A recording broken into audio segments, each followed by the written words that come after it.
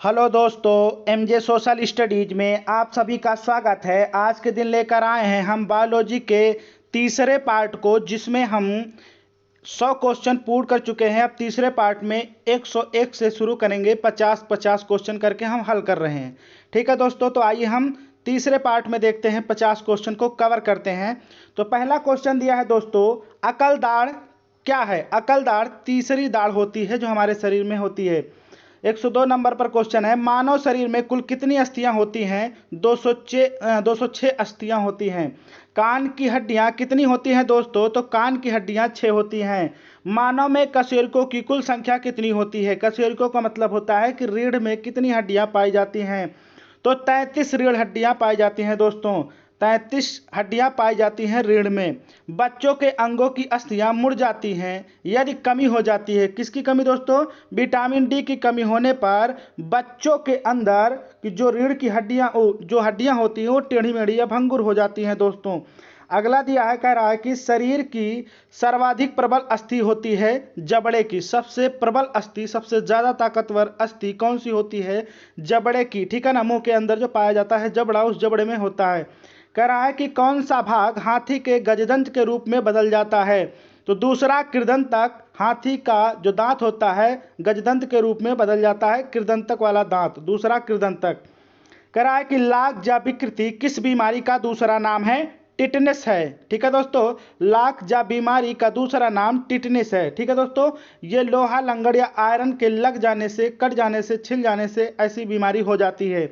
अगला दिया है दोस्तों, दांतों के अध्ययन से संबंधित विज्ञान को कहते हैं ओडोंटोलॉजी। क्या कहते हैं दोस्तों? ओडोंटोलॉजी। अगला दिया है, कपाट अस्थियां कहाँ होती हैं? खोपड़ी में। कपाट अस्थियां कहाँ होती है दोस्तों? खोपड़ी के अंदर पाई जाती हैं कपाट अस्थियां। ठीक है दोस्तों, अगला दिया है, कह रहा है कि जो ऑस्टियोसाइट्स पाए जाते हैं हमारे शरीर में, क्या पाए जाते हैं दोस्तों? ऑस्टियोसाइट्स पाए जाते हैं। वो कहाँ पाए जाते हैं? अस्थियों में। कहाँ पर पाए जाते हैं दोस्तों? अस्थियों के अंदर पाए जाते हैं। अगला दिया है, जानू फलक का दूसरा नाम है जान्विका या पटेला। ठीक है दोस्तों, मानव अस्थिपंजर कंकाल में हड्डियां होती हैं, अर्थात मानव अस्थिपंजर यानी कंकाल में कितनी हड्डियां होती हैं दोस्तों? तो 206 अस्थियां होती हैं।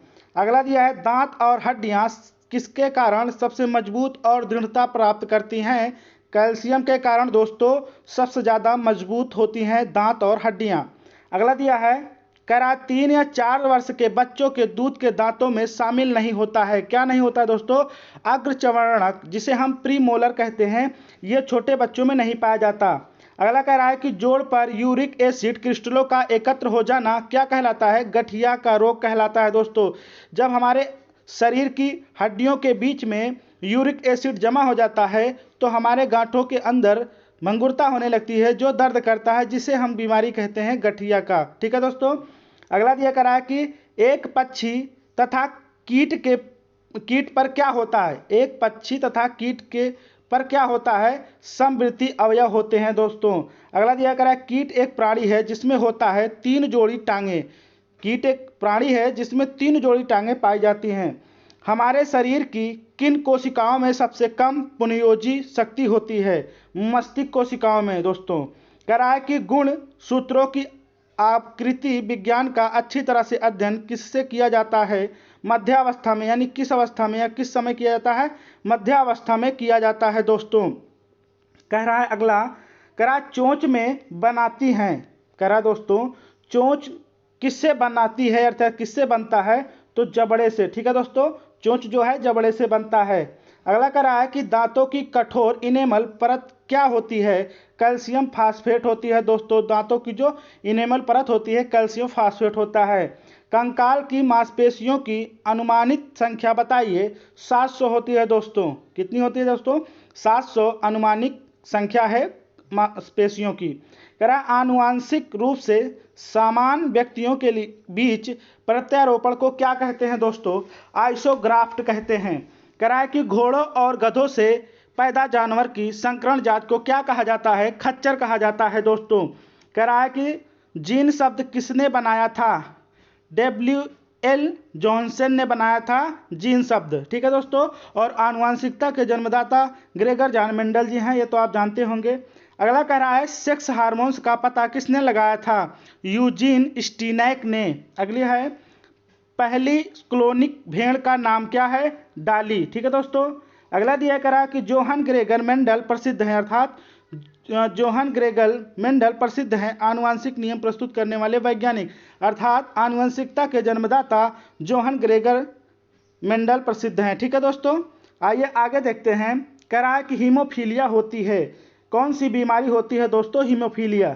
तो हीमोफीलिया जो है वह आनुवंशिक विकास को रोक देती है और वो बीमारी फैला देती है। होमोफीलिया यही रोग है कि आनुवंशिक विकार पैदा कर देती है। अगला है डाली या संसार का सबसे पहला क्लोनिक प्राणी था, क्या था? भेड़।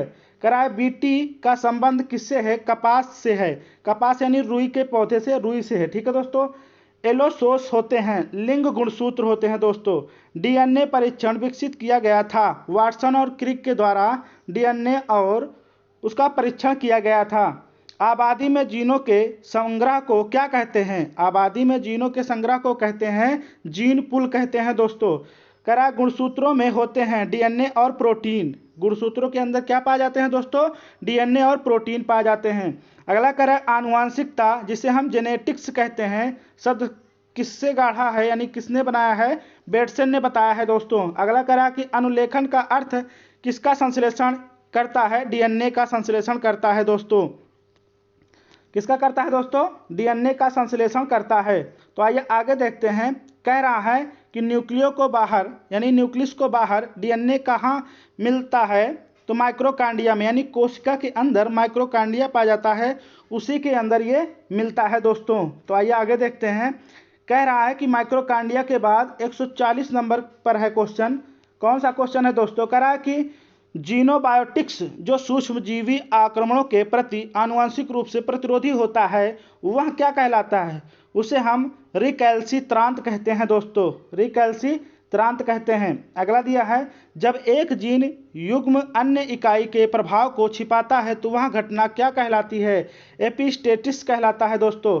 अगला कह रहा है कि नर मच्छर अपना भोजन कहाँ से ग्रहण करते हैं? पौधों के रस से दोस्तों ग्रहण करते हैं। अगला दिया है रेशम कीट अपने जीवन चक्र में किस चरण में वाणिज्य प्रयोग का तंतु पैदा करता है?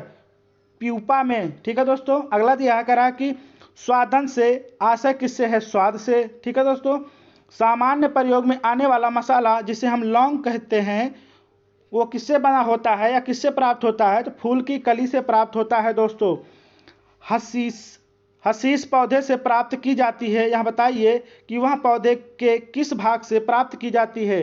तने तथा नर पुष्प क्रम के निःस्रावण से प्राप्त किया जाता है दोस्तों। ठीक है। आइए आगे देखते हैं। कह रहा है कि वाटर टैंकों में शैवाल को नष्ट करने के लिए प्रयोग किए जाने वाला रसायन को क्या कहते हैं? कॉपर सल्फेट कहते हैं दोस्तों। अगला दिया है प्रकाश संश्लेषण के दौरान हरे पौधे किसका अवशोषण करते हैं? तो कार्बन डाइऑक्साइड का अवशोषण करते हैं दोस्तों। पके हुए अंगूरों में होता है फ्रैक्टोज होता है दोस्तों, पके हुए अंगूरों में। अगला दिया है करा कि आर्नियोफिली किसके द्वारा होता है? पक्षियों के द्वारा जो है आर्नियोफिली होता है। ठीक है दोस्तों। तो ये वीडियो कैसा लगा? अच्छा लगा तो लाइक और सब्सक्राइब करना ना भूलें। जय हिंद, जय भारत।